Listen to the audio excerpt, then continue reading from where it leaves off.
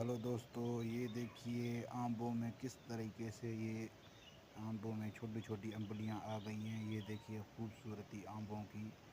ये आम्बों में छोटे छोटे बूर लग चुके हैं। बिल्कुल आम अपनी अब फुल तैयारी पर हैं।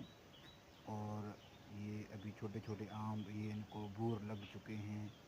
अब ये देखिए छोटे आम तैयार हो रहे हैं। माशाल्लाह कितने खूबसूरत हैं। ये जब बड़े होके पक जाएंगे, जब इनको कारपेट में पकाया जाएगा तो ये खाएंगे आम हम, पके हुए आम। और अभी आप ये देख सकते हैं, ये अभी छोटे हैं, कच्चे हैं, तो इनको तैयार होने में अभी 3 महीने का समय लगेगा। उसके बाद ये फुल तैयार हो जाएंगे। और ये देख सकते हैं आप। और जो दरख्त में जो आम पकता है उसका तो लज़्ज़त ही अपना होता है।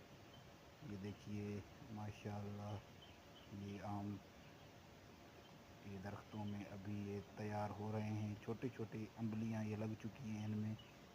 ये जब बड़े हो जाएंगे, ओहो, मुंह में जब आएंगी इनकी लज़्ज़त तो ज़बरदस्त होगी। ये कितने देखिए दरख्त हैं।